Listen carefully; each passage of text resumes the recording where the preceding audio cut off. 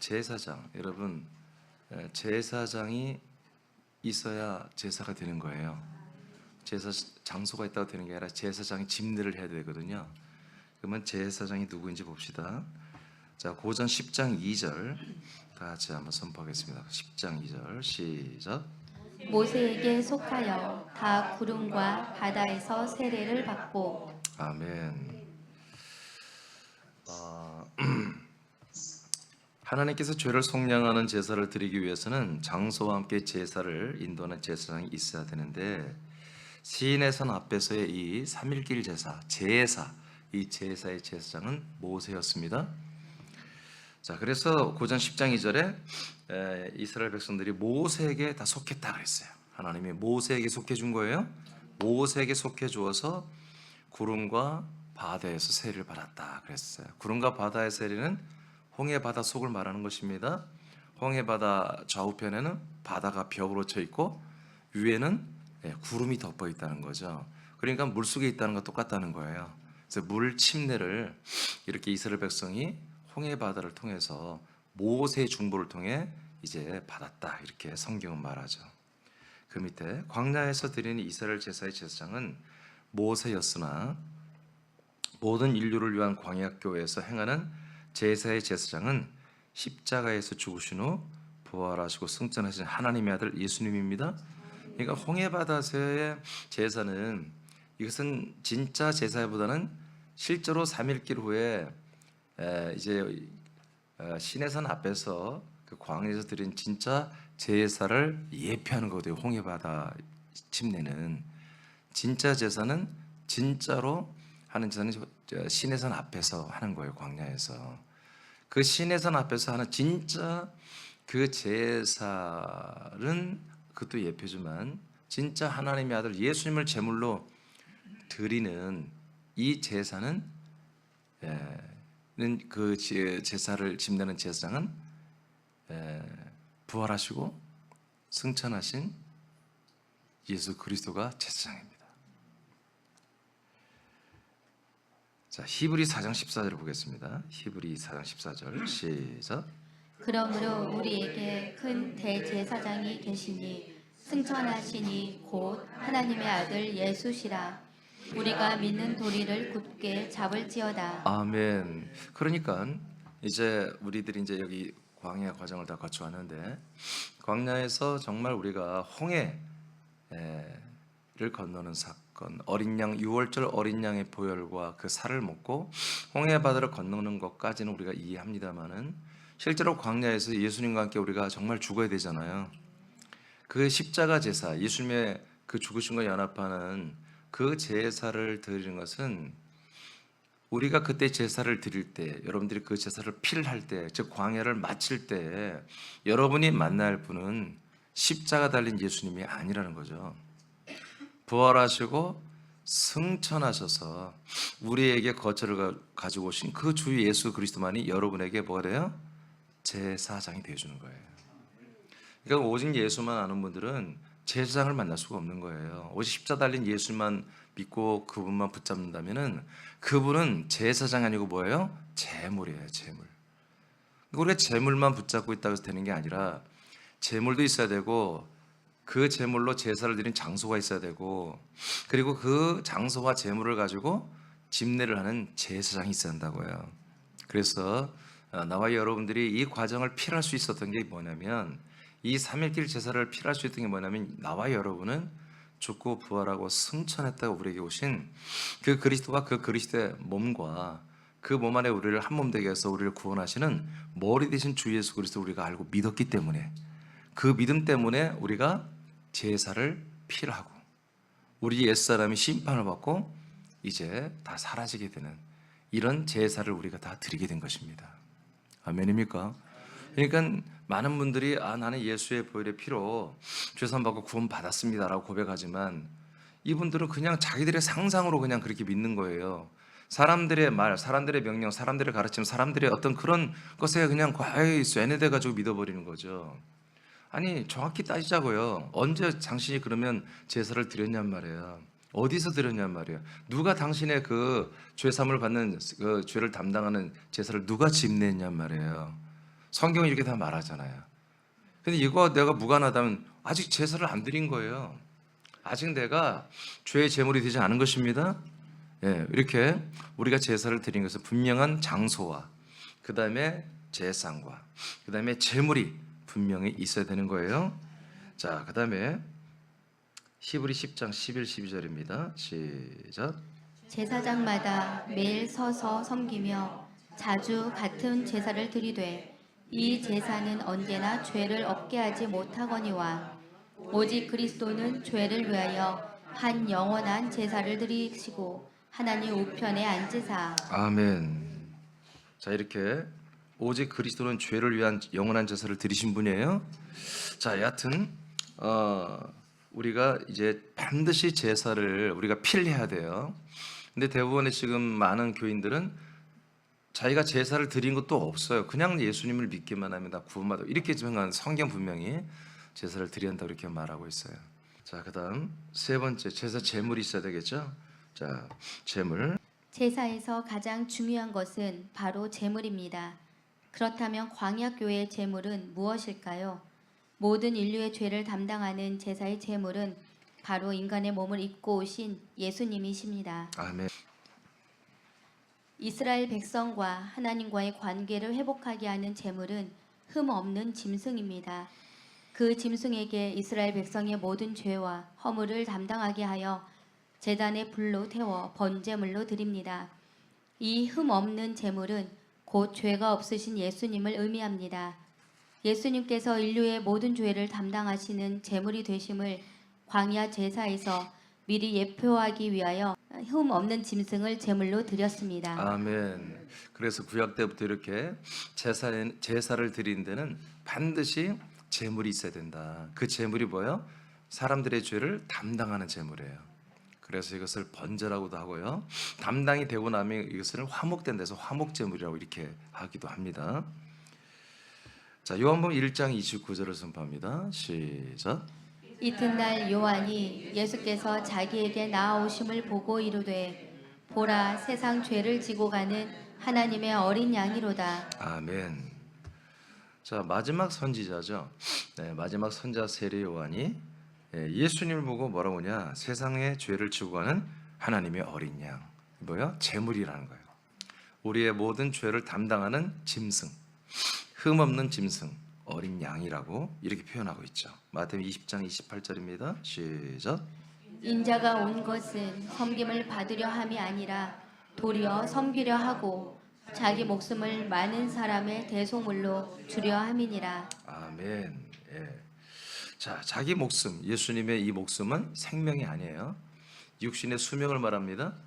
예, 인간의 몸으로 입고 오신 그 33년 반을 사시는 그 육신의 그 수명, 목숨을 이제 단번에 제물로 드려서 그래서 이 모든 사람들의 죄를 대속물로 주어지게 하는 이 일을 하십니다. 자, 히브리 9장. 이거 예수님이 실제로 밝힌 거예요? 본인이 밝히신 거예요? 히브리 9장 26절입니다. 시작. 그리하면 그가 세상을 창조한 때부터 자주 고난을 받았어야 할 것이로되 이제 자기를 단번에 제물로 드려 죄를 없이 하시려고 세상 끝에 나타나셨느니라. 아멘. 예, 단번에 한 번에 자기를 뭘로 드린다? 제물로 드린다. 이렇게 제사의 제물로 드려서 정말 죄를 없이 하려고 이렇게 세상 끝에 첫 번째 나타나셨습니다. 두 번째는 구원에 이르게 하기 위해 나타나신 거고요. 요한복음 19장 30절입니다. 시작. 예수께서 신 포도주를 받으신 후에 이르시되 다 이루었다 하시고 머리를 숙이니 영원히 떠나가시니라. 아멘. 그래서 이게 이제 인간의 몸을 입고 오신 그리스도의 모든 것의 성취입니다. 그러니까 이 말씀 때문에 많은 분들이 다 이루었다고 하는 이 말을 한마디로 우리의 생명구원을 다 이뤘다 이렇게 이제 많은 분들이 판단을 해서 이거밖에 없어. 예수님이 제물로 죽어주신 이것만이 우리에게 복음이고 진리고 생명이야 이렇게 생각하는데 여러분 여긴 다 나오지 않았지만 로마서에 보면은 여러분 모든 율법을 이루는 것은 예수님의 몸입니다. 예수님의 몸이 모든 율법이 요구하는 거. 율법이 요구하는 거예요? 죄값을 달라 이거예요. 너 죄값을 달라. 네 죄값 내놔. 그게 뭐예요? 사망이에요. 근데 예수님이 그 사망의 죄값을 죽음으로 제물이 되어서 치러준 거예요. 아멘. 예, 그 담당을 해준 거라고요. 그래서 율법이 이루어진 거예요. 그러니까 여러분이 율법의 요구를 다 이뤄버린 거예요. 그러니까 율법이 더 이상 여러분들이 요구할 수가 없어요. 뭘 요구하는 게 뭐예요? 여러분들을 고소하는 거예요. 여러분들을 재판하는 거예요. 심판하는 거예요. 그리고 여러분을 언도를 내리는 거죠. 이런 죄를 졌고 이런 죄를 지었으니 너는 이제 사형, 지옥이야 라고는 그 심판의 정죄라고 그러죠. 그 선고를 내리는 것을 아예 무효화시킨 게 뭐냐? 바로 율법의 그 선고를 무효화시킨 게 예수님의 우리의 모든 죄를 예수님이 자기 몸으로 짊어진 사건이란 말이에요. 그러니까 이분이 제물이 안 되면 나와 여러분은 율법이 정한 모든 여러분의 양심의 선악과가 정한 법에 따라서 100%다 지옥 갈 수밖에 없는 거예요. 이분이 우리의 이 모든 죄를 율법이 요구하는 죄를 다 치렀습니다. 죄값을 치렀습니다. 오케이. 자, 이거예요. 그러나 여러분이 율법 죄값을 치렀다고 여러분이 영생을 얻는 건 아니에요. 그냥 죄값을 치렀을 뿐이에요. 자, 예수님이 이렇게 죄값을 다 치른 것을 내가 뭐요? 다 이뤘다고 하는 거예요. 다 이루었다. 아멘입니까? 이게 많은 분들이 이 다 이룬 것이 생명권이라면 예수님 부활할 필요가 있어 없어? 3일 후에 예수님 다시 부활할 필요가 있어 없어요? 정말이에요? 나는 여러분 그렇게 쉽게 말할 수 있어요? 막 무서운데? 여러분 부활할 필요가 없어요? 그래요? 그렇죠. 예수님의 이 보혈의 피로 우리가 구원 생명권 다 이루어졌다면 예수님 뭘 쓸데없이 또 부활하셔. 그냥 그렇게 멋있게 그렇게 우리를 위해서 헌신하고 희생하고 다 가시면서 멋있게 끝내 엔딩 때려버리지 멋있게. 근데 이것이 구원이 아니기 때문에 그분은 부활해야 되는 거예요. 그 부활이 그분에게는 구원이고 생명이에요. 우리도 그 부활을 주시려고 우리에게 두 번째 나타나신 거예요. 자, 이사야서 요한복음 19장 했죠. 이사야서 53장 6절 선포합니다. 시작. 우리는 다 양 같아서 그릇 행하여 각기 제 길로 갔거늘 여호와께서는 우리 모두의 죄악을 그에게 담당시키셨도다. 아멘. 그래서 그분의 몸에 육신이에요, 목숨이에요. 그분의 몸에 우리의 모든 죄와 악을 다 담당시키셨다. 그리고 그 몸만이 아니었다. 그분의 영혼까지도 혼까지도 우리의 모든 혼의 죄, 우리 혼의 죄까지 다 담당하는 이런 일을 행하셨다. 완벽하게 처리한 거죠. 완벽하게 우리의 죄를 우리의 죄의 값을 다 가져간 거예요. 다 치러버리고 우리의 죄와 저주를 싹 가져간 거예요. 이사야서 53장 12절 시작. 그러므로 내가 그에게 존귀한 자와 함께 몫을 받게 하며 강한 자와 함께 털치한 것을 나누게 하리니 이는 그가 자기 영혼을 버려 사망에 이르게 하며 범죄자 중 하나로 헤아림을 받았음이니라. 그러나 그가 많은 사람의 죄를 담당하며 범죄자를 위하여 기도하였느니라. 아멘. 많은 사람의 죄를 어떻게 했다고요? 뭘로 담당했어요? 그분의 영혼이. 자기 영혼을 우리의 혼의 죄값을 치르는 방법으로 자기 영혼을 사망에 버려버렸잖아요. 할렐루야. 그래서 예수님은 자기의 몸과 자기 영혼까지 다 버림으로 우리의 죄를 완전히 죄값을 치렀습니다. 할렐루야. 자, 예수님은 우리의 죄로 인한 저주를 몸에 짊어지고 죽임을 당했습니다. 그리고 모든 인류의 혼의 죄를 인해 받아야 할 심판과 영원한 형벌을 예수님의 혼이 짊어지고 사망에 내려가 심판을 받으셨습니다. 여기 영혼이라고 번역됐지만 혼인 푸시키 혼입니다. 예수님의 인류가 몸의 행실로 지은 죄와 그 죄값으로 형벌을 받을 혼의 정죄와 형벌까지 모두 아주 하나도 남기지 않고 다 담당을 한 거죠.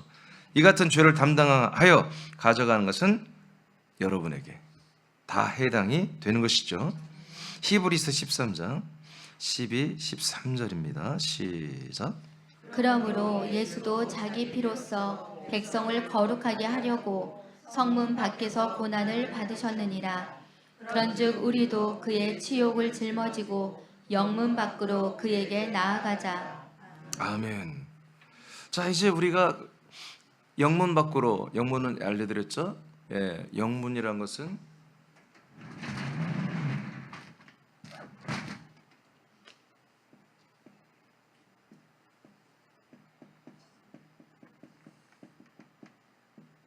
이거를 영문이라고 그래요.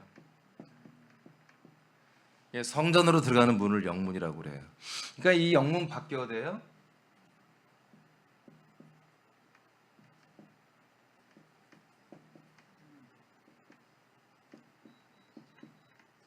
제물을 잡아 피를 빼고 불에 태워 죽이는 제사를 드리는 곳이잖아요. 마당. 이 마당에서 예수님이 죽은 거예요. 그래서 우리의 죄값을 가지고 제물로 여기서 죽은 거죠. 아멘. 그리고 성문 밖이라고 말하잖아요. 예루살렘 성 밖으로. 이것은 무슨 말입니까? 철저히 광야에 버리신다는 얘기입니다. 예수님은 세상에서 죽는 게 아니에요. 광야에서 죽는 거예요. 버려져서 죽는 거거든요. 그래서 구약 때부터 예수님의 그 죽으심을 예표하는 그런 제사법을 구약에서 또 나눌 때 하나님께서 염소 2마리를, 한 마리는 이스라엘 백성의 모든 죄를 짊어지는 안수를 해서 몸에 짊어져 여기에서 마당에서 목을 따 피를 빼고 각을 떠서 태워 죽이고, 하나는 저 광야로 가져가라. 광야로 가서 다시 돌아올 수 있는 광야로 가서 아사셀의 염소라고 그를 광야로 가져가서 거기에서 이 이스라엘 백성 모든 죄를 짊어지고 광야에서 거기서 아사셀은 괴물한테 잡혀 죽고는 사라지는 이런 2개의 제물을 하나님 드리게 했어요. 그래서 예수님은 세상에서 우리의 죄를 짊어져 죽는 게 아닙니다. 세상에는 죄사함이 없습니다. 우리의 죄를 담당하는 게 없습니다. 반드시 광야에 와야 이게 되는 것입니다. 아멘. 그래서 광야 3일길을 가서 제사를 드리라고 하나님이 모세와 이스라엘 백성들에게 명령하신 것입니다. 할렐루야. 자, 그러니까 지금 영문 밖, 성문 밖으로 왜 가라는 거예요? 왜 가라는 거예요? 재물을 보라는 거예요. 재물. 지금 너의 죄를 짊어지고 죽어간 그 재물을 가서 만나 미팅하라는 겁니다. 재물. 여러분 이거 다 지나쳤어야 돼요. 여러분 다 이거 과정을 거쳤어야 돼요. 여러분의 죄와 저주와 형벌을 짊어진 그 예수, 제물로 신앙하며 죽어가는 그 예수님을 여러분들이 목도해야 한단 말이에요. 그런데 구경만 할 게 아닌 거죠. 이제 우리도 나의 치욕을 짊어진 그 예수님의 치욕을 내가 짊어지고 나도 영문 밖으로 여기 가서 함께 우리가 죽어야 된다는 거예요. 심판을 받아야 한다는 거죠. 자, 이것이 뭐다? 이게 진정한 우리가 이 제물과 함께 우리가 제사를 드리는 거다. 골로새서입니다. 그 밑에 1장 22절 시작. 이제는 그의 육체의 죽음으로 말미암아 화목하게 하사 너희를 거룩하고 흠 없고 책망할 것이 없는 자로 그 앞에 세우고자 하셨으니. 아멘. 그러니까 육체로 왜 예수님이 죽었냐? 우리 죄를 왜 담당하고 우리 죄를 왜 짊어질까? 그 이유는 이겁니다. 하나님과 우리를 화목하게 하려는 것입니다. 하나님과 우리와의 다시 끊어진 관계를 이제 다시 맺어주는데 그 진짜 내용은 뭔지 아십니까? 그것은 하나님의 언약입니다. 하나님의 약속의 관계로 다시 회복시켜주는 거예요. 화목시켜주는 거예요. 하나님과 사람들은 창세전부터 그리스도 안에서 약속의 관계입니다. 그 약속이 여러분 이 땅에 태어났지만 그 약속을 모르잖아요. 그 혼들은 알지만 육신을 입은 하는 그 혼의 모든 지각이 다 안 나오게 하나님이 설정해놨다고요.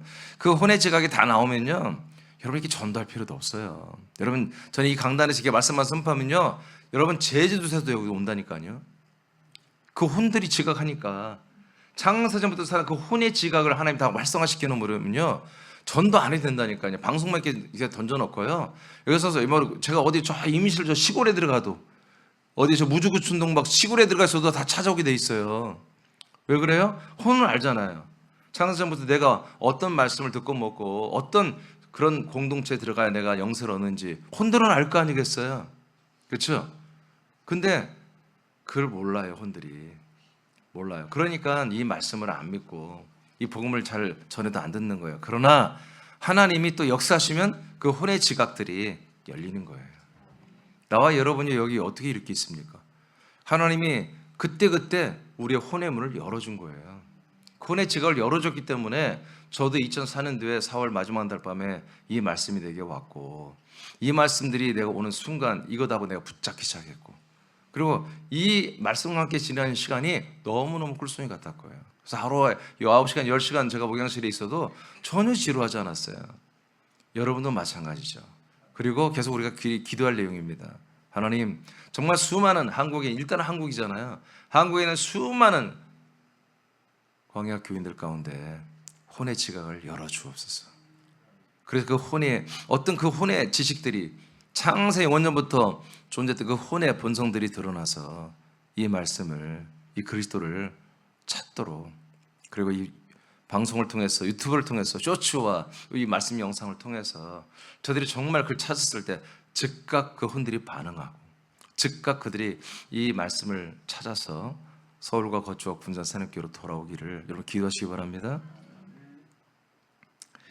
자, 이렇게 화목하게 해서 뭐 하려고? 화목하는 게 목적이 아니에요. 약속을, 관계를 아는 것이 목적이 아니라 이제 거룩하고 흠없고 책망할 것이 없는 하나님의 아들로 하나님 앞에 세우고자 하는 것입니다. 당신이 광야에서의 제사를 마치게 되면 하나님과 화목하게 되는 은혜를 누리게 됩니다. 그 화목의 목적은 약속의 땅에 들어가 하나님께서 당신을 흠과 책망이 없는 하나님의 아들들로 세우시기 위한 것입니다. 아멘. 그러니까 화목은 어디서 이루어지는 거예요? 화목은 광야에서 시작되는 거예요. 아멘. 뭘 하고 나면? 제사를 피라고 나면, 제사를, 진짜 제사를 다 드리고 나면 이제 하나님의 영이 오신다니까요. 안에 들어오는 건 아니지만 성령께서 오셔서 인도하신다고요. 그래서 하나님이 제사를 피라는 그런 성도들에게는 하나님이 다시 하나님의 얼굴이 다시 보여지고요, 얼굴을 돌려주시고요, 그들이 하나님을 향하여 이제 완전히 돌아오는 거. 왜 그래요? 이들이 무엇 때문에 제사를 드렸죠? 이스라엘 성들이 왜 제사를 드리죠? 예? 하나님 하라니까 하는 게 아니에요. 왜 세상을 버리고 왜 광야로 왔어요? 약속의 땅에 가기 위해서 그런 거예요. 왜 제사를 드려요? 약속의 땅에 가기 위해서. 약속의 땅은 죄인들이 들어간 곳이 아니거든요. 제사를 피라고 자기의 죄를 완전히 여러분 이 속량 제물에게 담당을 시키고 내가 하나님과 화목이 된 약속의 관계로 회복된 그 약속 때문에 약속 땅으로 가는 거예요. 약속을 믿기 때문에. 내가 저 땅에 들어가면 약속의 땅에 들어가는 게 목적이 아니에요. 거기에 들어가서 어떻게 될 거다라는 것을 그 약속을 알기 때문에, 그 약속을 믿기 때문에 약속의 땅으로 들어가는 거죠. 그래서 화목의 목적은 약속의 땅에 들어가 하나님께서 여러분을 흠과 책망이 없는 하나님의 아들들로 세우는 것, 이것을 여러분들이 사모해서 여러분 그 다음 과정 가는 것입니다. 자, 오늘 세 번째는, 자, 이렇게 우리는 제사의 장소, 그 다음에 제사장, 그 다음에 제물이 뭔지를 알았어요. 예. 지난주에 뭐 장소를 했으니까 이번에 제물은 인간의 몸을 입으신 예수님이 우리의 제물이 되더라. 제사장은 그 인간의 몸을 입고 죽고 부활하고 승천하여 하늘과 땅과 음부의 왕이 되시고 우리에게 거쳐 그리스도의 몸을 제공하시는 그 주 예수 그리스도가 승천하신 그 영광받은 그분만이 우리의 제사장이 되어주시더라. 아멘이죠. 그래서 히브리서 12장 24절에도 너희들이 서 있는 곳은 이제 더 이상 이 세상이 아니란다. 하늘의 예루살렘 시온산, 그리고 천만천사와 아들의 모든 영들이 있고 그 다음에 장자들의 총회와 같은 그 교회와 심판의 하나님과, 그 다음에 뭐라고 그래요? 예수 그리스도의 보혈의 피와 그 다음에 예수 그리스도가 앞에 서 있다고 그러잖아요. 그 피로 뭐예요? 우리를 뭐 한 거예요? 제사를 다 끝낸 거예요. 그 제사장이 우리에게 항상 있다는 거지. 당신의 피로 제사를 완전히 필하신 그 제사장이 우리 앞에 항상 있다. 할렐루야? 할렐루야? 네, 그렇습니다. 이제 아론의 피가 말하는 것보다 그와는 다른, 아론의 피는 자기 원통함을 하나님께 고하는 피였지만 그리스도의 피는 우리의 죄를 다 속량하는 피란 말이에요. 그 핏소리가 그 중보자이시며 우리의 대제사장이신 승천하신 주 예수 그리스도가 우리 앞에 항상 서 있다고 이렇게 말하잖아요. 자, 이제 오늘 두 개의 길을 먼저 좀 보겠습니다. 광야에는 세 번째 매우 중요한데요. 두 개의 길이 있습니다. 두 개의 길. 결론적으로 말하면 여러분, 약속의 땅에는 길이 없습니다. 그래서 우리가 가야 할 길의 마지막 라스트 로드가 바로 이 광야에 있습니다. 여기는 길이 몇 개라고요? 예, 두 개가 있습니다. 자, 하나는 하나님이 건설한 길이 있습니다. 하나님이 건설한 길. 예, 하나님이 건설한 길. 히브리서 10장 19, 20절. 그러므로 형제들아 우리가 예수의 피를 힘입어 성소에 들어갈 담력을 얻었나니 그 길은 우리를 위하여 휘장 가운데로 열어놓으신 새로운 살 길이요 휘장은 곧 그의 육체니라. 아멘. 자, 이렇게 예수님의 그 희생 제물로 속량 제물로 죽으신 그 사건이 뭐다? 그리고 그 십자가에서 흘린 피가 길이 된다는 거예요. 이것은 전혀 이제까지 없었던 새로운 처음 생겨진 길이고, 이것은 모든 사람들을 살릴 수 있는, 살로 가는, 죽으러 가는 길이 아니라 살기 위해서 가는 그런 길로 하나님이 건설을 하신 거다, 이렇게 말해요. 자, 그 밑에 다 같이 한번 읽어볼까요? 3일길에 시작. 3일길에 드리는 번제와 화목 제사를 마치면 희생 제물의 피는 광야에서 성소로 들어가는 길이 됩니다. 홍해는 세례로서 예수님과 함께 죽기로 결단하는 3일길 제사의 예표입니다. 광야의 3일길 제사는 실제로 약속의 땅을 들어가기 위하여 옛사람을 죽이고 버리는 것을 하나님께 보여드리는 것입니다. 이것을 마친 이들만이 광야의 마지막 길이 되는 요단강을 향해 전진합니다. 아멘. 그래서 이렇게 제사를 여기서 함께 예수님과 그 피란 분들만이 뭐다? 이 예수님의 보혈의 핏길을 따라서 이렇게 지성소로 들어가는 것입니다. 오케이. 자, 이사야서 43장 19, 20절입니다. 시작. 보라, 내가 새 일을 행하리니 이제 나타낼 것이라. 너희가 그것을 알지 못하겠느냐? 반드시 내가 광야의 길을 사막의 강을 내리니. 아멘. 자, 이사야서를 통해서 하나님이 예언을 하셨어요. 이사야 선지자를 통해서 예수님이 이 땅에 오기 한 600여 년 전에 이렇게 예언을 했어요. 뭐냐? 광야에 뭐를 건설한다? 길을 건설한다, 이렇게 딱 말하잖아요. 여러분, 세상에는 길이 없습니다. 세상에는 길이 없어요. 세상에는 어디로 가는 길만 있어야 돼? 광야로 가는 길만 있어야 되는 거예요. 그래서 하나님이 형통과 공고를 겸하여 주시며 우리들의 마음을 늘 힘들게 하고, 우리들의 어떤 만족이나 자족이나 행복감이 항상 사라지게 하고 그렇게 하시거든요. 사막에 그리고 또 강을 내신다고 그러죠. 이것은 여러분 우리가 말하는 그런 어떤 약속의 땅에서 흐르는 생수, 그런 게 아닙니다. 이것은 여러분 성령님의 역사를 말합니다. 성령은 계속 물로 생수로 나옵니다. 생수의 강이 흐른다는 게 성령이 우리에게 임하시는 거라고 말했죠. 요한복음 7장에서 4장에서는 여러분 생수가 터진다고 그랬죠. 너희 안에 샘이 터져 생수가 솟아난다고 그랬고, 그것이 7장에서는 성령이 임하시면, 여러분 성령이 임하시면 생명의 생수의 강이 네 배에서 터져 나온다고 그러잖아요. 이것이 이제 길이 열리면서 동시에 성령님의 역사가 광야에서 시작된다고 하는 거예요. 그래서 제가 아까 성령님이 이때부터 바로 화목하는 이 순간부터 제사를 피난 자들에 한해서 성령님이 붙습니다. 성령님이 인도하기 시작합니다. 어디로? 약속의 땅으로. 더 자세하게 말하면 요단강으로 인도하시는 거죠. 20절 읽어보세요. 시작. 장차 들짐승 곧 승냥이와 타조도 나를 존경할 것은 내가 광야의 물을 사막의 강들을 내어 내 백성 내가 택한 자에게 마시게 할 것임이라. 아멘. 그래서 여기 뭐 들짐승, 승냥이, 타조 다 이렇게 말을 했어요.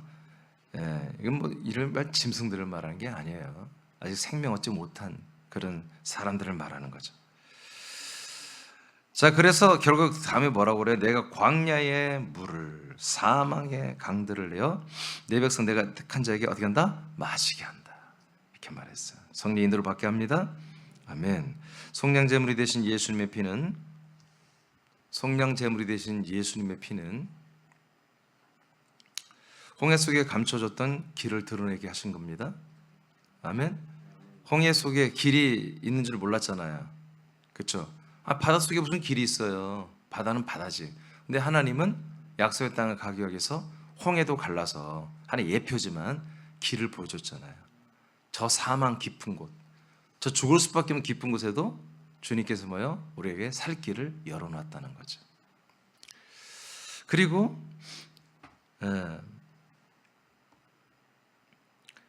광야에도 이제 길이 되시고 요단강을 가르는 길도 되었습니다. 오직 예수님이, 그리고 예수님의 보혈이 길이 됐다는 거죠. 하나님께서는 당신이 예수님의 피를 통해 건설한 이 길을 따라 약속의 땅으로 건너가면 생수의 강을 마시게 합니다. 예? 아멘. 예. 그러니까 조금 전에 광야에서 이미 생수가 흐르고 있습니다. 그것은 생명을 주는 생수를 마시는 그런 게 아니고 그건 약속의 땅에서 나는 것이고, 이것은 뭐야? 성령의 인도를 받는 거예요. 물이 바다를 덮는 같이 온 세상에 이런 일이 있어진다고 여러분 예언되고 있죠? 그것은 성령이 임하는다는 뜻이 아닙니다. 성령이 인도한다는 거지. 모든 사람의 성이 들어간다는 게 아니라 들어가긴 들어가지만 먼저 사람들에게 들어가지 못하고 뭐요? 전체 5대 6대주를 성령님이 역사하는 시대가 온다는 것입니다. 아멘. 목적이 뭐예요? 아들 예수 그리스도의 성령세를 주려고 그런 거죠. 그리고 그 다음 과정을 갖게 하려는 거죠. 이것을 이제 성령의 생수를 마신다고 이렇게 표현하는 거예요. 생수를 마신다는 것은 하나님 아버지께서 약속하신 대로 성령께서 약속의 땅에 들어간 성도들의 혼 안으로 이제 들어가는 거예요. 그래서 이게 두 가지는 말하는 거예요. 광야에서는 성령이 사람들을 혼 안으로 들어가는 게 아니에요. 바깥에서 인도하는 거예요. 목적이 뭐예요? 요단을 건너 광야로, 아니 약속의 땅으로 들어가기 위하고요. 그래서 하나님과의 화목한 자로서 인도를 받는 거예요. 이제 약속의 땅에 들어가서 뭐예요? 그 성령님이 이제 사람들 안으로 들어가 버리는 거예요. 아멘. 들어가서 성령 인도로 그리스도의 피로 완전 죄사함과 그리스도의 영과 생명을 받기 시작하는 겁니다. 이게 성령의 이 광야의 생수에 흐르는 광야의 생수는 인도하는 성령이고, 약속의 땅에 여러분 이 성령의 생수는 우리 안에 들어오는 성령님을 말한다. 그래서 우리 안에서 인도를 하여 우리가 더 아들로 더 온전히 자라도록 하시는 이 두 가지의 구조가 되어 있습니다. 아멘. 그러니까 많은 분들이 광야에 성령님의 인도하심과 역사가 있어요, 없어요? 훨씬 더 강력하게 느껴져요. 그랬죠? 실제로 밤이면 불기둥이 하늘에 떠 있어요. 성막 위에. 낮에는 구름 기둥이. 이게 놀라운 일 아닙니까? 날마다 아침 새벽이 되면 하늘에서 만나 떨어져 하루에 식량이 다 그냥 공짜로 배급되고, 그렇죠? 40년 동안 옷 한 벌 갖고 그냥 입었는데 헤어지지가 않아. 신발도 하나인데 닳지가 않아. 뭐 그런 엄청난 이적, 그리고 뭐 어마어마한 이적을 많이 광야에서 일으켜 주었잖아요. 그죠? 그러니까 광야교회에서는 오히려 어떻게 보면은 수많은 치유와 이적과 표적이 기적이 많이 일어납니다. 그러니까 이런 것들에 미혹이 되면 안 된다 이거예요. 이것이 여러분들의 생명구원의 증거가 아니에요. 이것은 성령님이 여러분들을 어디로? 약속의 땅으로 인도하는 하나의 과정에 일어나는 하나님의 능력이에요. 여러분들을 인도하시고자 하는, 약속의 땅으로 목적적으로 데려가는데 필요하니까 하나님이 여러분 돈도 주고 건강도 주고 문제도 해결해 주고 여러분 보호도 해주고 하는 거예요. 그러나 혹독한 또한 고통과 고생이 또 함께 있죠. 광야는 하나님이 이거 두 개를 하는 거예요. 그러니까 왜 우리가 경험을 해요? 왜 이적과 표적을 왜 경험해요? 고통이 있으니까, 어려움이 있으니까, 질병이 있으니까 치유를 경험하잖아요. 이해되시면 광야는 이런 곳이에요.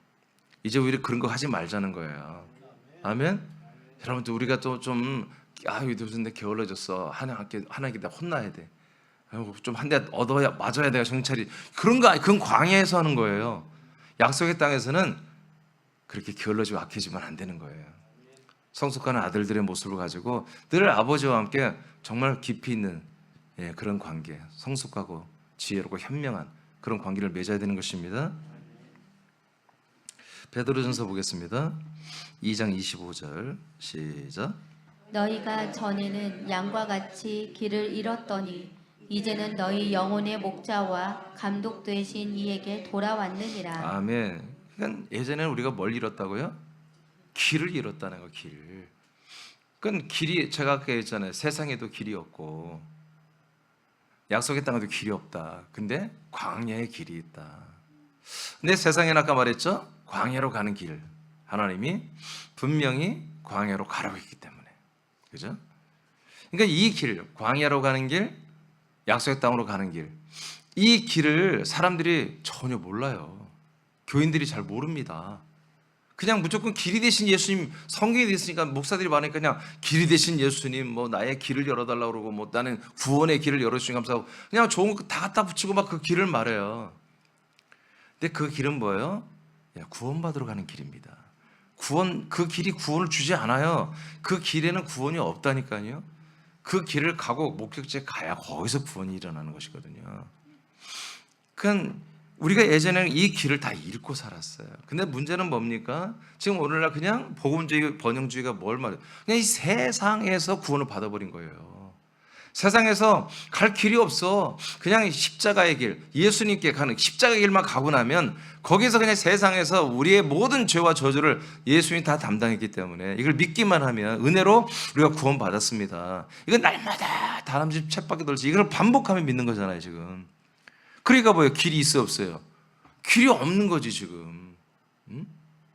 진짜로 예수님을 만나러 가려면 내 인생, 인간의 삶을 포기하고 인간의 삶을 정말 어린 양, 6월절에 어린 양과 함께 죽임을 당하고 그렇게 하고 정말 홍해바다 빠져 침례를 받고 3일기 제사처럼 완전히 내가 예수님께 죽어지는 그 과정을 인정해야 되는데 우리가 죽는 것은 않고 예수님 내 대신 죽었다고 믿어버리잖아요.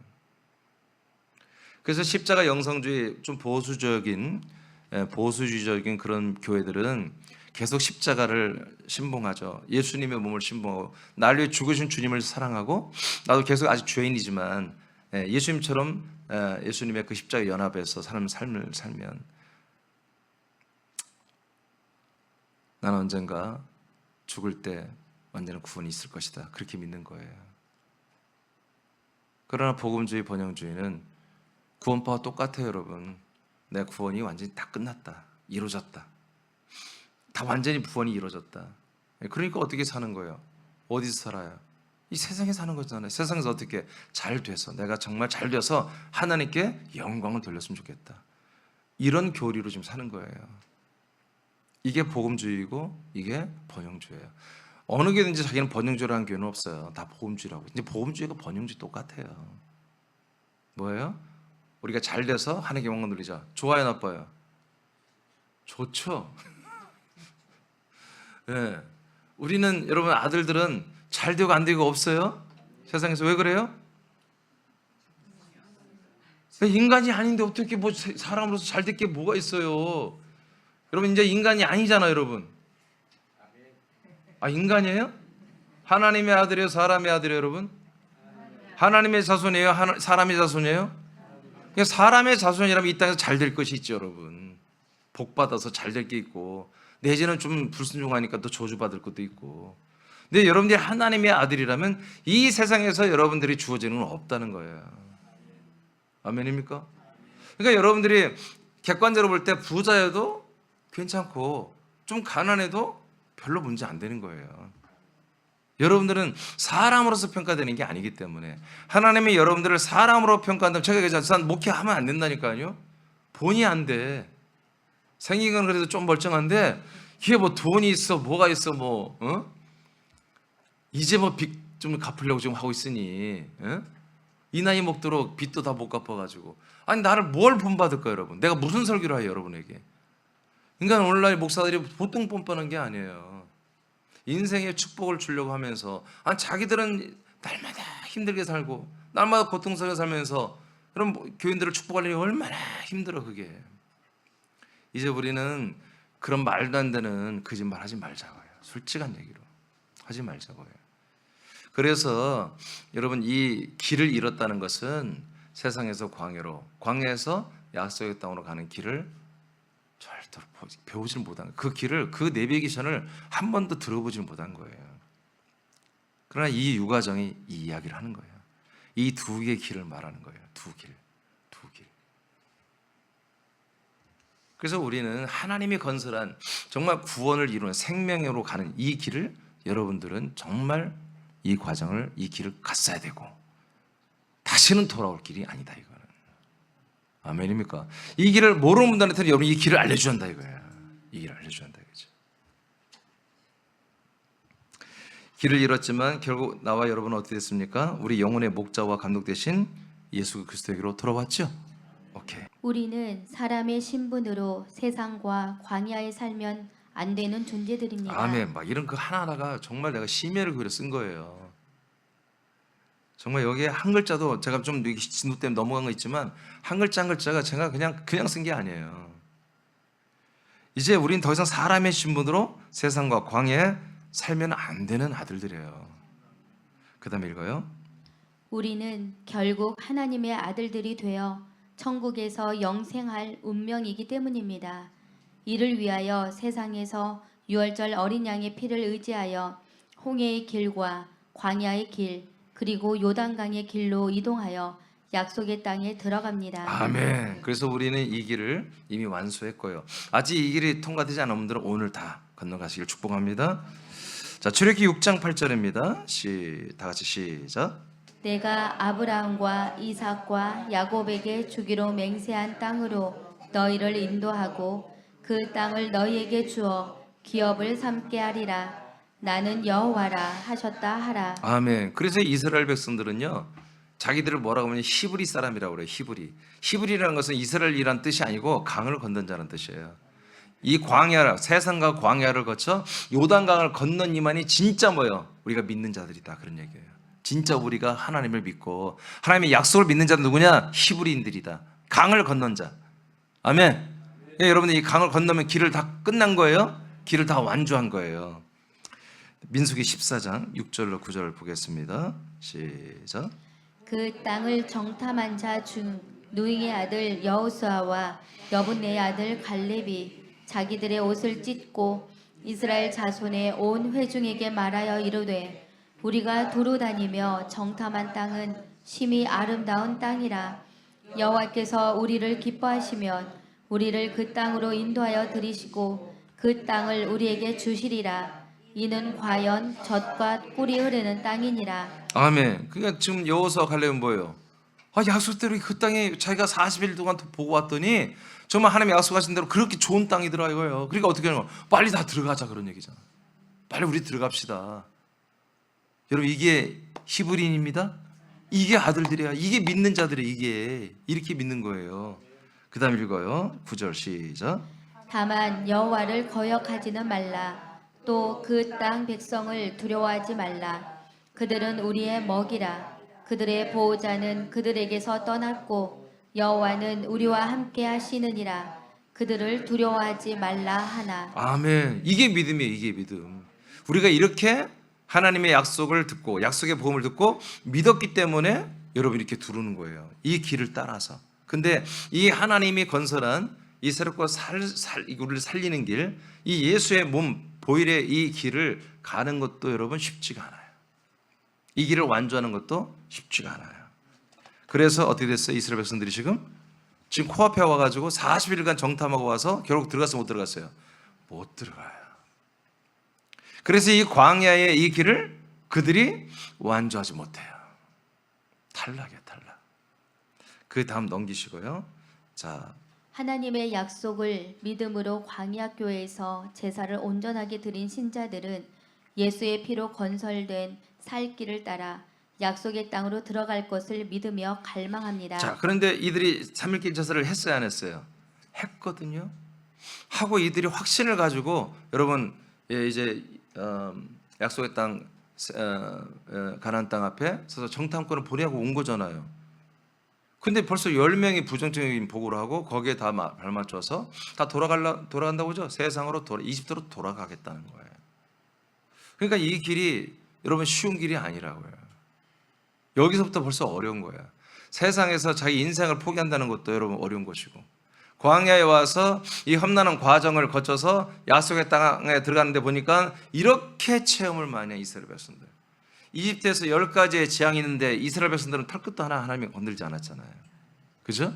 그 어마무시한 재앙, 전 국민이 다 고통받는 이 엄청난 국가 전체를 재앙을 주는데 이스라엘 백성은 털끝도 하나님 건드리지 않았다고. 마지막에 홍해 바다가 갈라지고 자기들은 걸어가는데 자기들이 건넌 다음에 여러분 그 추격조들이 들어서 다 숨을 들여서 다 죽고 다 눈으로 봤잖아요. 바위를 쳐서 그 300만 400만 명의 어마어마한 양을 그 바위산을 때리니까 바위산에 물이 생수가 쏟아나오고 석수라고 하나요? 돌에서 나온 물을 석수라고 하면 맞습니까? 석수? 맞아요? 석수가 막 쏟아나와서 말이야 그걸 다 먹고 마시고요. 아까 말한 것처럼 새벽만 나가면 만나가 들어와서 그냥 노동 일도 않고 날마다 공짜로 다 밥 얻어 먹고요. 이런 말도 안 되는 엄청난 무시무시한 그런 역사와 이적을 다 경험했는데도 불구하고 어떻게 됐어요? 하나님의 약속을 안 믿겠다는 거예요. 그 약속의 땅을 안 믿고 돌아간다는 거예요. 사람의 보고 사람의 말을 믿어버리는 것이거든요. 그러니까 나와 여러분도 여러분 우리가 정말로 건너왔다면 정말 다행이지만 여러분 아직 건너는 중인 분이라면 정말 조심했어야 됩니다. 미혹되면 안 됩니다. 어디까지 또 계속 읽어요? 당신이 광야에서 약속된 땅이 되는 그리스도 안으로 들어가는 길은 오직 예수의 피입니다. 이 길을 완주하는 분들은 하나님이 약속하신 땅에 대한 약속을 믿고 그 땅에서 살 것을 사모함과 갈망을 가진 분들입니다. 이들은 예수의 피로 세우신 길을 가는 중에 광야의 고통과 어려움이 있다 해도 흔들리지 않으며 여호수아와 갈렙과 같이 그 길을 끝까지 갑니다. 아멘. 그래서 이 길은 완주해야 돼요. 중간에 내가 가봤어. 그 길 가봤어. 그 앞에 아무 소용없어요. 내가 그 길을 3번이나 왔다 갔잖아. 아무 소용없어요. 끝까지 완주를 해야 돼요. 요단강까지 푹 들어가 버려야 돼요. 자, 2번까지 하면 좋겠는데 여러분들이 싫어하겠지? 나 원래 여기까지 끝내려고 그랬는데